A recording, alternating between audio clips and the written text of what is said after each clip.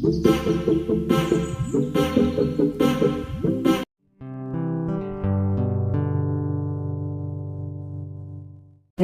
ಇವತ್ತು ಈ ಒಂದು ವಿಡಿಯೋ ಮೂಲಕ ಬಹಳ ಸ್ವಾದಿಷ್ಟಕರವಾದಂತಹ ಅಷ್ಟೇ ರುಚಿಕರವಾದಂತಹ ರೆಸ್ಟೋರೆಂಟ್ ಸ್ಟೈಲ್ನ ಚಿಕನ್ 65 ರೆಸಿಪಿನ ಯಾವ ರೀತಿ ಮಾಡೋದು ಅಂತ ತಿಳಿಸ್ಕೊಡ್ತಾ ಇದ್ದೀವಿ.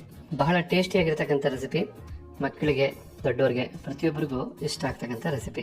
ಹಂತವಾಗಿ ನಾವಿಲ್ಲಿ ಅರ್ಧ ಕೆಜಿಯಷ್ಟು ಚಿಕನ್ ಬ್ರೆಸ್ಟ್ನ ತಗೊಂಡು ಈ ರೀತಿ ಚಿಕ್ಕ ಚಿಕ್ಕದಾಗಿ ಕಟ್ ಮಾಡಿ ಇಟ್ಕೊಂಡಿದ್ದೀವಿ. ಅಂದ್ರೆ ಇದು ನಿಮಗೆ ಬೋನ್ಲೆಸ್ ಚಿಕನ್ ಆಗಿರುತ್ತೆ. ನಂತರ ಈಗ ಇದಕ್ಕೆ ಮಸಾಲಾ ಪದಾರ್ಥಗಳನ್ನ ಮ್ಯಾರಿನೇಷನ್ಗೋಸ್ಕರ ಆ್ಯಡ್ ಮಾಡಬೇಕಾಗತ್ತೆ. ಅದಕ್ಕೋಸ್ಕರ ನಾವು ಮೊದಲಿಗೆ 1 ಟೀ ಸ್ಪೂನ್ ಅಷ್ಟು ಅಚ್ಚ ಖಾರದ ಪುಡಿನ ಸೇರಿಸ್ಕೊಳ್ತಾ ಇದ್ದೀವಿ. ನಂತರ ಅರ್ಧ ಟೀ ಸ್ಪೂನ್ ಅಷ್ಟು ಅರಿಶಿಣದ ಪುಡಿನ ಸೇರಿಸ್ಕೊಳ್ತಾ ಇದ್ದೀವಿ. ಹಾಗೆ ಅರ್ಧ ಟೀ ಸ್ಪೂನ್ ಅಷ್ಟು ಬ್ಲಾಕ್ ಪೆಪ್ಪರ್ ಪೌಡರ್, ಕರಿಕಾಳು ಮೆಣಸು, ಹಾಗೆ ಅರ್ಧ ಟೀ ಸ್ಪೂನ್ ಅಷ್ಟು ಗರಂ ಮಸಾಲ, 1 ಟೇಬಲ್ ಸ್ಪೂನ್ ಅಷ್ಟು ಶುಂಠಿ ಬೆಳ್ಳುಳ್ಳಿ ಪೇಸ್ಟ್, ಮತ್ತೆ 2 ಟೇಬಲ್ ಸ್ಪೂನ್ ಅಷ್ಟು ಮೊಸರು, ಇನ್ನು ರುಚಿಗೆ ತಕ್ಕಷ್ಟು ಉಪ್ಪು, ಹಾಗೆ 1 ಟೀ ಸ್ಪೂನ್ ಅಳತೆಯ ತಾಜಾ ನಿಂಬೆಹಣ್ಣಿನ ರಸನು ಸೇರಿಸ್ಕೊಳ್ತಾ ಇದ್ದೀವಿ. ಈ ಎಲ್ಲ ಪದಾರ್ಥಗಳು ಸೇರಿಸಾದ ನಂತರ ಚಿಟಿಕೆಯಷ್ಟು ತಿಂಡಿ ಸೋಡಾನ ಸೇರಿಸ್ಕೊಳ್ತಾ ಇದ್ದೀವಿ. ಈ ರೀತಿ ಎಲ್ಲ ಪದಾರ್ಥನೂ ಸೇರಿಸಾದ ನಂತರ ಈಗ ಎಲ್ಲ ಪದಾರ್ಥನೂ ಚಿಕನ್ಗೆ ಬೆರೆಯೋ ಹಾಗೆ ಚೆನ್ನಾಗಿ ಮಿಕ್ಸ್ ಮಾಡ್ಕೋಬೇಕಾಗತ್ತೆ. ಇದೆಲ್ಲ ಬೋನ್ಲೆಸ್ ಚಿಕನ್ ಆಗಿರೋದ್ರಿಂದ ಸ್ವಲ್ಪ ನಾಜೂಕಾಗಿ ನಾವು ಲೇಪನ ಮಾಡ್ಕೋಬೇಕಾಗತ್ತೆ ಸೇರಿಸಿದಂಥ ಮಸಾಲಾನ. ಈ ರೀತಿಯಾಗಿ ಚೆನ್ನಾಗಿ ಮಸಾಲನೆಲ್ಲ ಚಿಕನ್ಗೆ ಮಿಕ್ಸ್ ಮಾಡಿದ ನಂತರ ನಾವಾಗ ಇದನ್ನು ಅರ್ಧ ಗಂಟೆಗಳ ಕಾಲ ಮ್ಯಾರಿನೇಷನ್ ಮಾಡ್ಕೋಬೇಕಾಗತ್ತೆ. ಅದಕ್ಕೋಸ್ಕರ ಒಂದು ತಟ್ಟೆನ ಮುಚ್ಚಿ ಈ ರೀತಿ ಅರ್ಧ ಗಂಟೆಗಳ ಕಾಲ ಮ್ಯಾರಿನೇಷನ್ ಮಾಡ್ಕೊಳ್ತೀವಿ. ನೀವು ಬೇಕಿದ್ರೆ ಇನ್ನೂ ಸ್ವಲ್ಪ ಹೆಚ್ಚಿನ ಸಮಯ ಇದ್ರೆ ಇನ್ನೂ ಒಂದು ಅರ್ಧ ಗಂಟೆಯಿಂದ 3/4 ಗಂಟೆವರೆಗೂ ಮ್ಯಾರಿನೇಷನ್ ಮಾಡ್ಕೋಬಹುದು. ಓಕೆ ವೀಕ್ಷಕರೇ, ಹೀಗಿಲ್ಲಿ ಅರ್ಧ ಗಂಟೆಗಳ ಕಾಲ ಚಿಕನ್ನು ಚೆನ್ನಾಗಿ ಮ್ಯಾರಿನೇಷನ್ ಆಗಿದೆ. ನಂತರ ಈ ಮ್ಯಾರಿನೇಷನ್ ಆಗಿರ್ತಕ್ಕಂಥ ಚಿಕನ್ಗೆ ಒಂದು ಮೊಟ್ಟೆನ ಹೊಡೆದು ಆ ಮೊಟ್ಟೆಯ ಬಿಳಿ ಭಾಗ ಮಾತ್ರ ಸೇರಿಸ್ಕೋಬೇಕಾಗತ್ತೆ. ನಂತರ 3 ಟೇಬಲ್ ಸ್ಪೂನ್ ಅಷ್ಟು ಕಾರ್ನ್ ಫ್ಲೋರ್ ಅಂದ್ರೆ ಜೋಳದ ಹಿಟ್ಟನ್ನ ಸೇರಿಸ್ಕೊಳ್ತಾ ಇದೀವಿ. ಜೊತೆಗೆ 1 ಟೇಬಲ್ ಸ್ಪೂನ್ ಅಷ್ಟು ಮೈದಾ ಹಿಟ್ಟನ್ನು ಸೇರಿಸ್ಕೊಳ್ತಾ ಇದೀವಿ. ನಂತರ ಇದೆಲ್ಲ ಚಿಕನ್ ಜೊತೆ ಬೆರೆಯೋ ಹಾಗೆ ಮತ್ತೊಮ್ಮೆ ಕಲಸ್ಕೋಬೇಕಾಗತ್ತೆ. ನೀವು ಆದಷ್ಟು ಕೈಯಲ್ಲೇ ಕಲಸಿದ್ರೆ ಉತ್ತಮ, ಬೇಕಿದ್ರೆ ನೀವು ಸ್ಪೂನ್ ಅಲ್ಲೂ ಸಹ ಕಲಸ್ಕೋಬಹುದು.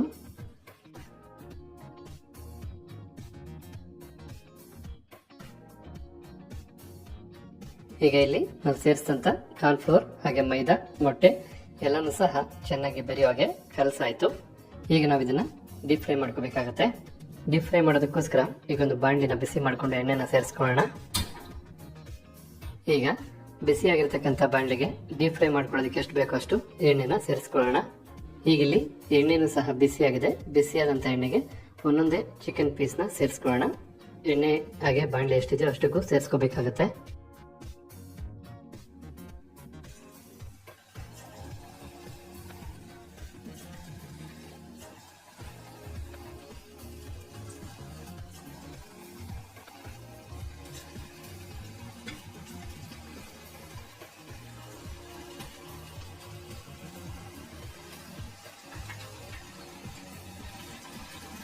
ನಾವು ಎಣ್ಣೆನ ಬಿಸಿ ಮಾಡ್ಕೋಬೇಕಾದ್ರೆ ಹೈ ಫ್ಲೇಮಲ್ಲಿ ಬಿಸಿ ಮಾಡ್ಕೊಂಡ್ವಿ.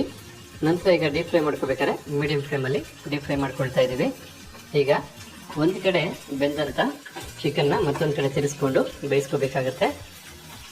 ನೀವು ಆದಷ್ಟು ಲೋ ಫ್ಲೇಮ್ ಅಥವಾ ಮೀಡಿಯಂ ಫ್ಲೇಮಲ್ಲೇ ಡೀಪ್ ಫ್ರೈ ಮಾಡ್ಕೊಳ್ಳಿ. ಹೈ ಫ್ಲೇಮಲ್ಲಿ ಡೀಪ್ ಫ್ರೈ ಮಾಡೋಕ್ಕೆ ಹೋಗಬೇಡಿ, ಯಾಕೆಂದರೆ ಮೇಲೆಲ್ಲ ಚಿಕನ್ ಬೇಯುತ್ತೆ, ಒಳಗಡೆ ಬೆಂದಿರಲ್ಲ. ಆಮೇಲೆ ಸಾಧ್ಯವಾದರೆ ಈ ರೀತಿ ಎಲ್ಲ ಕಡೆನೂ ಕದಡ್ತಾ ಇರಿ, ಆಗ ಚಿಕನ್ನು ಎಲ್ಲ ಕಡೆನೂ ಬೇಯೋದಕ್ಕೆ ಹೆಲ್ಪ್ ಆಗುತ್ತೆ. ಈ ರೀತಿ ಚಿಕನ್ನ ಡೀಪ್ ಫ್ರೈ ಮಾಡಬೇಕಾದ್ರೆ ಚಿಕನ್ನು ಸ್ವಲ್ಪ ಡೀಪ್ ಫ್ರೈ ಆಗಿ ಸ್ವಲ್ಪ ಕಲರ್ ಬರುತ್ತೆ. ಹಾಗೆ ಇಲ್ಲಿ ಬರ್ತಾ ಇರ್ತಕ್ಕಂಥ ನೊರೆನೂ ಸಹ ಬೆಂದಾದ ನಂತರ ಕಡಿಮೆ ಆಗುತ್ತೆ. ಆ ಸಂದರ್ಭದಲ್ಲಿ ನಾವು ಎಣ್ಣೆಯಿಂದ ಹೊರ ತೆಗಿಬೇಕು. ಈಗ ಇಲ್ಲಿ ನೋಡ್ತಾ ಇದ್ರಲ್ಲ, ಚಿಕನ್ಗೆ ಬಹಳ ಚೆನ್ನಾಗಿ ಕೋಟಿಂಗ್ ಹಿಡಿದಿದೆ. ಚಿಕನ್ನು ಸಹ ಬಹಳ ಚೆನ್ನಾಗಿ ಡೀಪ್ ಫ್ರೈ ಆಗಿದೆ. ಈ ಒಂದು ಕಲರ್ ಬಂದ ನಂತರ ಹಾಗೆ ನೊರೆ ಕಡಿಮೆ ಆದ ನಂತರ ನಾವು ಎಣ್ಣೆಯಿಂದ ಈಗ ಹೊರ ತಗೊಳ್ತಾ ಇದ್ದೀವಿ. ಈ ರೀತಿ ಎಣ್ಣೆಯಿಂದ ಹೊರ ತೆಗೆದ ನಂತರ ಸಾಧ್ಯವಾದಷ್ಟು ಎಣ್ಣೆನ ಅಲ್ಲೇ ಸುರಿಸ್ಕೋಬೇಕಾಗತ್ತೆ. ನಂತರ ಇದನ್ನೆಲ್ಲ ಒಂದು ತಟ್ಟೆಗೆ ಸೇರಿಸ್ಕೊಳ್ಳೋಣ. ಸಾಧ್ಯವಾದರೆ ಈ ರೀತಿಯಾದಂಥ ಟಿಶ್ಯೂ ಪೇಪರ್ ಮೇಲೆ ಸೇರಿಸ್ಕೊಳ್ಳಿ, ಆಗ ಎಣ್ಣೆ ಎಲ್ಲ ಟಿಶ್ಯೂ ಪೇಪರು ಚೆನ್ನಾಗಿ ಹೇರ್ಕೊಳ್ಳುತ್ತೆ. ನೋಡ್ತಾ ಇದ್ರಲ್ಲ, ಇಲ್ಲಿ ತಕ್ಷಣಕ್ಕೇನೆ ಬಹಳ ಚೆನ್ನಾಗಿ ಡ್ರೈ ಆಗಿ ನಿಮಗೆ ಎಣ್ಣೆನೂ ಸಹ ಕಡಿಮೆ ಕುಡಿದಿದೆ. ಈ ರೀತಿ ಇದ್ರೆ ನಿಮಗೆ ಮಾಡ್ತಕ್ಕಂಥ ಚಿಕನ್ 65 ಬಹಳ ರುಚಿ ಇರುತ್ತೆ. ನಂತರ ಇನ್ನು ಉಳಿದಂಥ ಚಿಕನ್ ಪೀಸ್ನು ಇದೇ ರೀತಿ ನಾವು ಈಗ ಫ್ರೈ ಮಾಡ್ಕೊಳ್ತೀವಿ.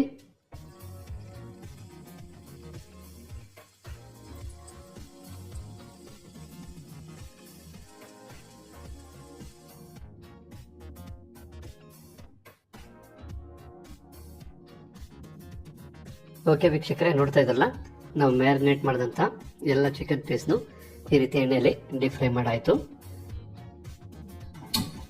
ಎಲ್ಲ ಚಿಕನ್ನು ಡೀಪ್ ಫ್ರೈ ಮಾಡಾದ ನಂತರ ನಾವೀಗೊಂದು ಬಾಣಲಿನ ಬಿಸಿ ಮಾಡ್ಕೊಳ್ತಾ ಇದ್ದೀವಿ. ಬಾಣಲಿಗೆ 1.5 ಟೇಬಲ್ ಸ್ಪೂನ್ ಅಷ್ಟು ಎಣ್ಣೆನ ಸೇರಿಸ್ಕೊಳ್ತಾ ಇದ್ದೀವಿ. ಈ ಸಂದರ್ಭದಲ್ಲಿ ನೀವು ಫ್ಲೇಮ್ನ ಲೋಗೆ ಇಟ್ಕೊಳ್ಳಿ.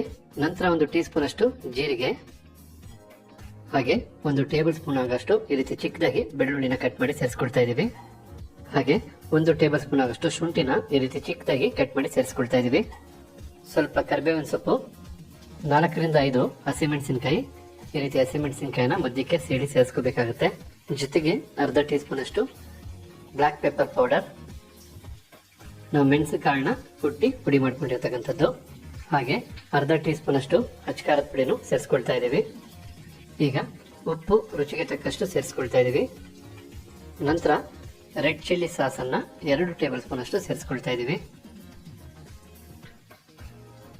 1 ಟೇಬಲ್ ಸ್ಪೂನ್ ಅಷ್ಟು ಟೊಮೆಟೊ ಸಾಸ್ ಅನ್ನು ಸೇರಿಸ್ಕೊಳ್ತಾ ಇದೀವಿ. ಅರ್ಧ ಟೀ ಸ್ಪೂನ್ ಅಷ್ಟು ಸೋಯಾ ಸಾಸ್ ಅನ್ನ ಸೇರಿಸ್ಕೊಳ್ತಾ ಇದೀವಿ.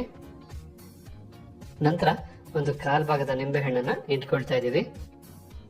ಈ ರೀತಿ ತಾಜಾ ನಿಂಬೆ ಹಣ್ಣಿನ ರಸನೇ ಹಿಂಡ್ಕೋಬೇಕಾಗುತ್ತೆ. ಈಗ ಎಲ್ಲ ಪದಾರ್ಥನು ಒಮ್ಮೆ ನೀಟಾಗಿ ಬೆರೆಸ್ಕೋಬೇಕಾಗತ್ತೆ.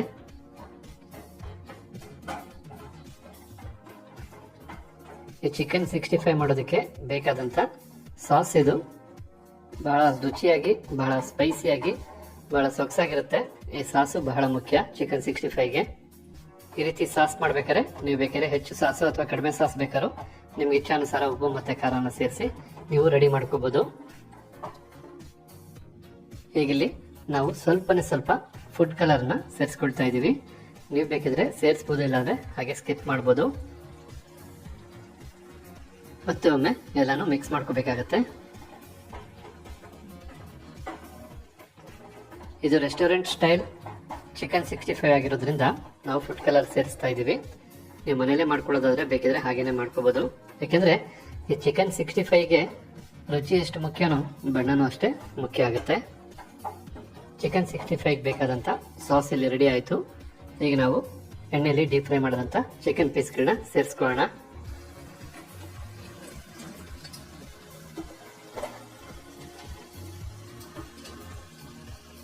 ಈ ರೀತಿ ಚಿಕನ್ ಪೀಸ್ ಎಲ್ಲ ಸೇರಿಸಾದ ನಂತರ ಸಾಸಿನ ಜೊತೆಗೆ ಚೆನ್ನಾಗಿ ಬೆರೆಯೋ ಹಾಗೆ ಮಿಕ್ಸ್ ಮಾಡ್ಕೋಬೇಕಾಗತ್ತೆ. ಈ ರೀತಿ ಚೆನ್ನಾಗಿ ಮಿಕ್ಸ್ ಮಾಡ್ತಾ ಒಂದು 5 ನಿಮಿಷ ಬಿಸಿ ಮಾಡ್ಕೋಬೇಕಾಗತ್ತೆ. ನೀವು ಬೇಕಿದ್ರೆ ಮೀಡಿಯಂ ಅಥವಾ ಲೋ ಫ್ಲೇಮಲ್ಲೇ ಈ ರೀತಿ ಮಿಕ್ಸ್ ಮಾಡ್ಕೋಬೇಕಾಗತ್ತೆ.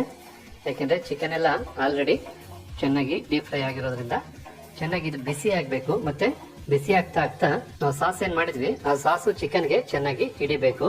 ನಿಜವಾಗ್ಲೂ ಬಹಳ ಒಳ್ಳೆ ಪರಿಮಳ ಬರ್ತಾ ಇದೆ, ನಿಜವಾದ ಚಿಕನ್ 65 ನ ಪರಿಮಳ.